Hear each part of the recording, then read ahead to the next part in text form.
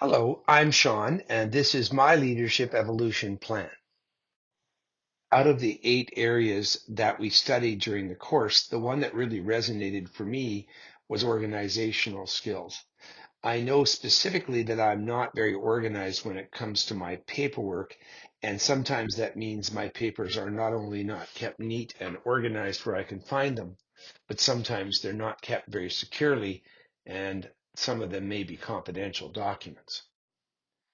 The reason I chose this area is because I know how important it is to keep records that are really accurate and not lose them, whether they're for people we support or our coworkers. And I also understand how important it is to uphold the principle of confidentiality. From a perspective of a leader, I also know it's not very easy for me to ask other people to be organized if I'm not setting a good example. There was lots of evidence that this is an area for me to improve.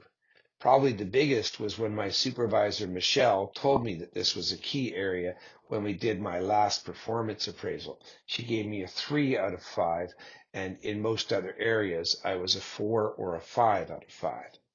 I should also mention that last year, even I noticed that when I was doing an ISP for one of our supported individuals, it took me 4 extra, very stressed out hours because I recognized that I had to go and collect documents from about 4 different sources.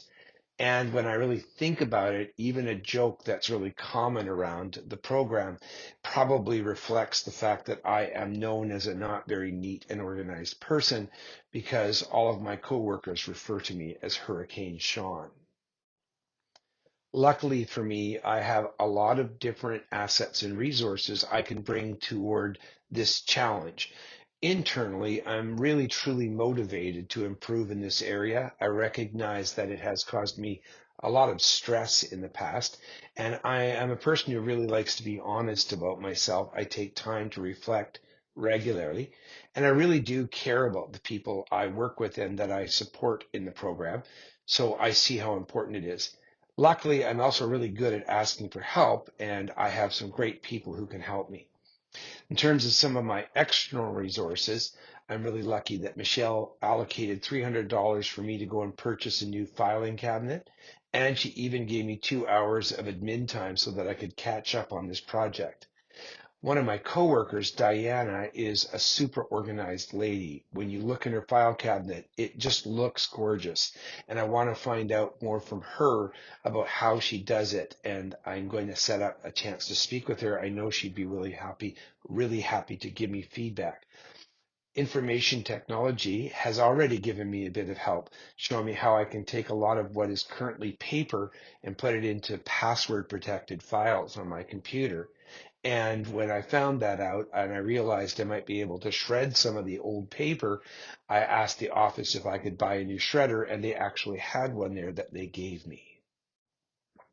When it came to my Smart Plus goal, I had 3 different choices I wanted to think about. The first one was I thought, well, maybe I will ask Michelle to give me feedback about the quality of my paperwork every 3 months. And that was a really good one because going from a 3 to a 5 would be a realistic and a good indicator of progress. And I also thought about whether I wanted to measure the amount of time I took to do the next ISP report, because I think it should take me about 2 hours, not 6 hours. Those would have both been good goals. But when I really thought about it, I was able to simplify it and say, if I am going home every night with a clear desk, probably I am keeping on top of all of this. And I believe it will also show up in the quality of my paperwork. So when I stopped and I thought about it, I wasn't really sure what number of dates in a row would mean I had convinced myself I had changed my habits. And I chose 20 consecutive work days, and I set my goal for 6 months from now, so that I have ample time to do all of the various things I need to do. So my Smart Plus goal is that my desktop will be cleared of all papers for 20 consecutive work days by May 31st of 2024. Now that I have a clear goal, I sat down and thought about how do I take the various tactics, actions, or steps I need to take to get to that 20 consecutive days by May 31st. And I thought about some of the resources I had earlier, and then I stepped them or put them in order of steps, identifying when each of these would be completed. I know that sometimes the dates seem a bit far apart, but I was trying to be honest with myself.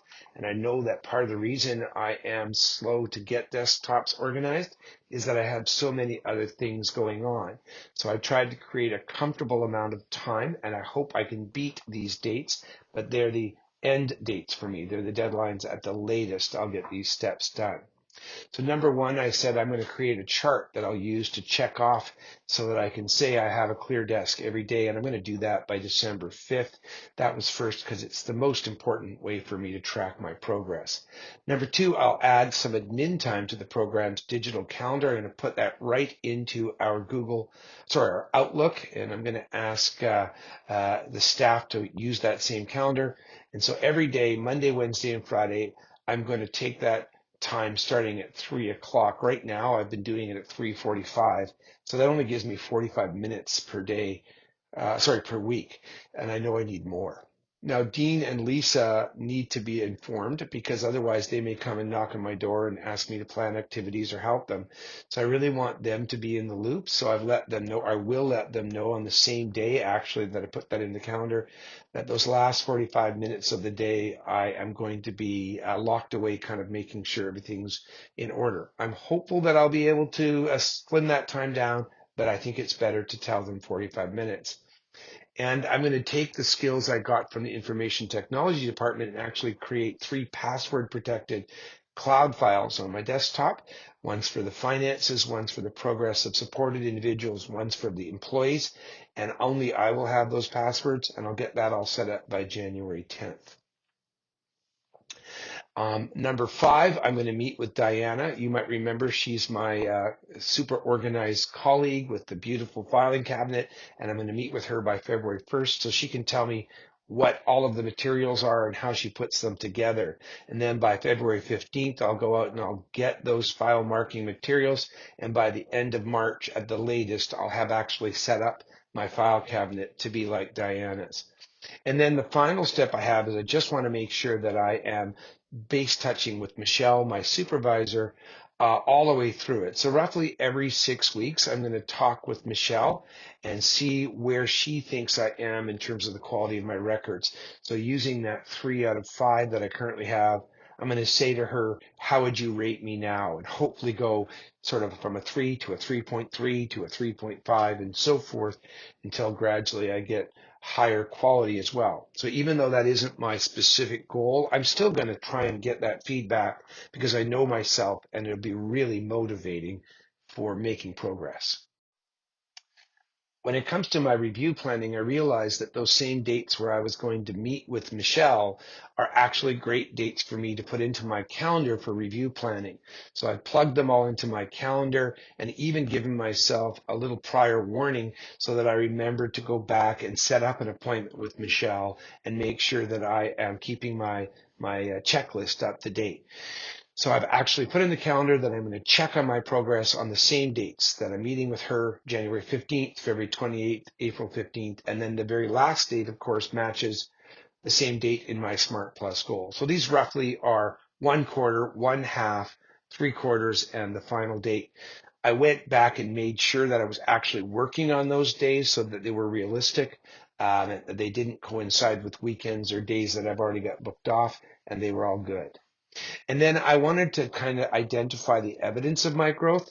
I haven't fully noted it here, but I should have actually stated that my data source is actually my checklist and that the number of consecutive days I'm looking for it each time should actually go up each time. So a minimum of 5 consecutive days on the 15th, 10 on the 28th, 15 on the April 15th date, and finally 20 consecutive dates by the time I get to May 31st. Of course, I might beat that. I'm really optimistic that I will because it seems to me that all the things I've done here are likely to kind of get me fired up and on track early on. And something I said earlier also fits here, which is that I'm looking to actually get an improved rating from Michelle, even though it's not part of my goal. Every time I see her, I should see that my rating has gone up, and I could have typed it in here. I want to see that it goes up by at least 0.3 points. So I want to go from 3 to 3.3, 3.6, and so on each time I meet with her, just as an extra thing to indicate I'm not just clearing my desk, but also doing better work because of it. I'm very motivated to do this, but I took a couple of extra steps to help myself be motivated. One of them I've already mentioned, and it's the second one on this slide, which is that getting Michelle in the loop and setting up prearranged times to meet with her and show her where I am is part of it. So I'm going to also bring her my checklist. But I added something else here that I thought was a good idea, and that is I'm going to actually tell all of my colleagues what I'm planning to do as well. And I'm going to ask them to do a couple of things. I'm going to ask them to give me encouragement. I'm going to ask them to give me gentle reminders if they see that papers are stacking up. And I'm going to even bring my checklist to every meeting. My hope is that not only will they be kind of great motivators and great at holding me accountable, but I might set an example for others as a leader so that they too think about how they might improve and how they might turn to us as colleagues for support. So that's my personal evolution plan, but I also wanted to take a moment just to say some things that I took away from this course in a more general way. I was really glad to learn that, leadership and growth go hand in hand, and it's kind of an act of bravery to become a leader because you have to be willing to take on challenges, sometimes challenges that other people might not be willing to undertake. I also learned that I have to try and lean into a type of learning called reflective practice, and I have to get really comfortable with asking external sources of evidence for feedback, whether it's taking tests or going through performance appraisals or asking for feedback from reliable sources such as my supervisor. And finally, I learned that the work of becoming a better leader is never going to end, and it's going to involve lots of learning. So I really am excited to tap into my passion for learning as I continue to develop my leadership skills.